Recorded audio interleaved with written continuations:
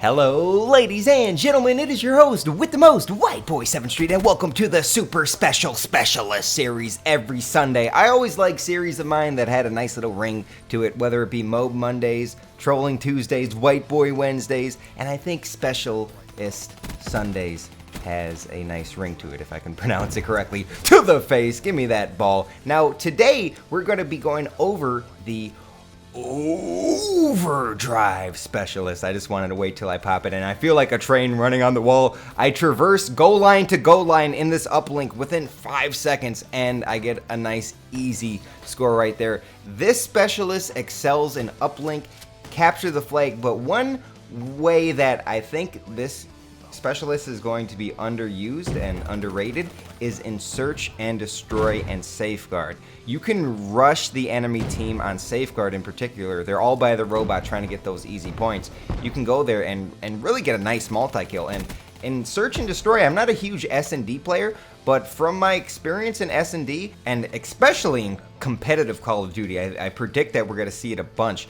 In search and destroy, one huge strategy, super fast mode, it's so fun to pop this overdrive, it's great. So one thing in search and destroy, there's these routes that you know after playing for a little bit where the engagements can possibly and potentially be set up, and overdrive completely breaks that meta by allowing you to get to places that are advantageous, that are good locations to hold down quicker than your opponent will expect. And if you can take your opponent off guard and catch them off guard, that's a huge advantage in Call of Duty, which is a game of milliseconds. So I also wanted to talk about the series a little bit. First and foremost, you guys supported it like crazy. I did not expect all the likes and comments, and you guys really helped me out because I really didn't know how to go forward with this series, and I asked for your help, and you guys told me that I should just go in order from Ruin to Sparrow, etc., down the line, down to the Purifier.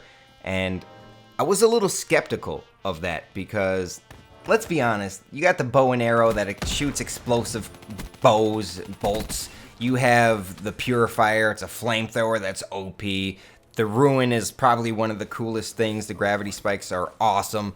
There's so many cool, and here's a little glitch right there. There's so many cool specialists, and I felt like the series wouldn't have the hype if I did Overdrive in episode number 2. But to my surprise, the more and more I played Black Ops 3, the more I realized how overpowered and underrated all the non-lethal specialists are.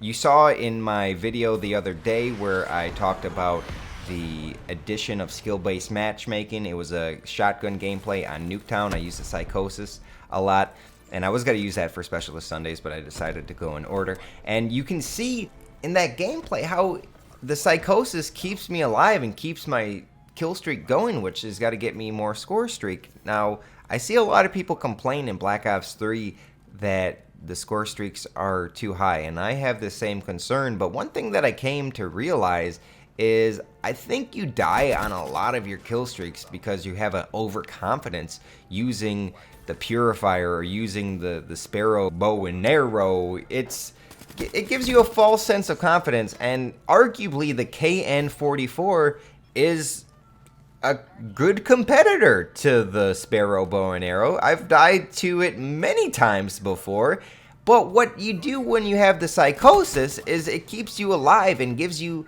something that has never happened in Call of Duty history, which is unique because, I mean, let's be honest, Call of Duty kind of stays relatively the same year after year, but with the addition of these boosting packs and advanced warfare, it changed a little bit. But what I'm trying to say is the specialists are something no one has seen in Call of Duty history before, and I don't think they appreciate the value of the non-lethal specialist. And here is why I say that. So you can get a war machine, you can get a death machine in Black Ops 2. We know what those do, and those are represented by different specialists. There's the battery, and then there's the robot that has a freaking machine gun that comes out of his arm like the Terminator.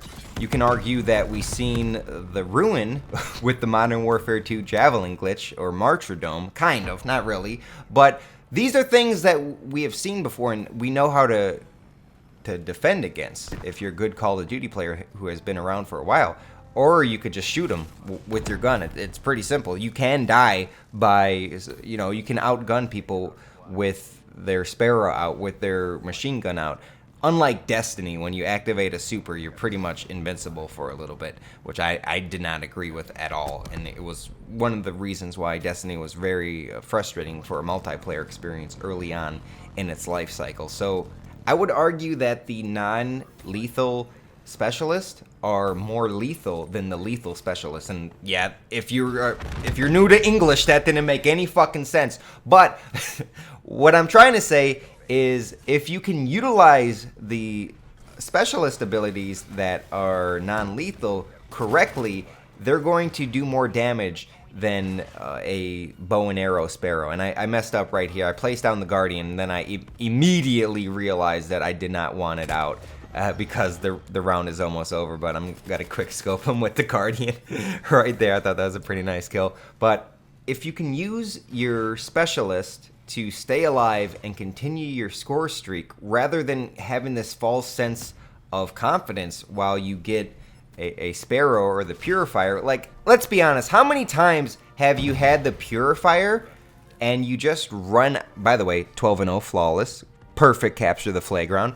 How many times have you had the Purifier and just feel like a badass and get killed because you over pursue? And yes, you take 2, 3, 4 people out before you die, but you eventually die. Now, with I want to call them specialists, because I don't know, I don't want to call them non-lethal specialists, because they are lethal. They replenish over and over. And here's another good example of a way to use Overdrive. I didn't know the opening routes for CTF. I didn't know there's gonna be 2 people here, but that guy did not expect me to come right there so quick. That's what she said. But the replenish rate for the specialist are super duper quick, and you can use them twice if you're really good on a nice score streak. And if you can get a specialist twice in one life, you can do a lot of damage and get a lot of score streak, and it's not the most difficult thing in the world to do. Now, I did not notice I only had 8 bullets. Can I just rant about Black Ops 3? One thing that I don't like that they had in previous Call of Duty games is when you were on low bullets in your magazine or clip, there was these big red flashing lights saying reload, reload, reload, and they don't have those anymore. And by the way, what an incredible C4 kill. Did you guys even notice that I got a kill right there while running the flag at an incredible world record Usain Bolt type level? You guys didn't see it. You might have saw it. If you guys saw it, you guys get a gold star and a gold medal. I love, by the way, placing the Guardian on capture the flag points. It's just an annoyance. Like, even if they see the Guardian, and what a fight right here. I swear I switched to the pistol like 4 freaking times, but my controller obviously malfunctioned. Now, this final clip is an incredible C4 kill, even better than the last one that I bragged about for 15 seconds. I would appreciate it if you guys could leave a like. You guys really supported episode number 1. We do have the Sparrow bow and arrow next. Now, I will say this as well. If you want to have fun in Call of Duty, there's nothing better than using the powerful specialists. Flag, look at the prediction. Oh my god, I still got it. They said they patched the C4. They nerfed it. Yeah, freaking right, not in my hands. So I would appreciate if you guys could leave a like on this video. That would be great, and it helps the series, as episode 1 was very successful. That's in the link, the description things below the video down there. And I just fucking lost it. Wow, I made it like 9 minutes in, and then I just had a fucking a stroke or something. Thank you guys for watching. I really enjoyed using Overdrive, and I'm gonna use it in certain game types, but my final thoughts is there's other specialists that are non-lethal that will keep you alive a little bit better, but for capture the flag, uplink, and the start of search and destroy rounds, I think it is the best specialist to use in those situations. Thank you guys for watching, and I will see you next week with Specialist Sunday.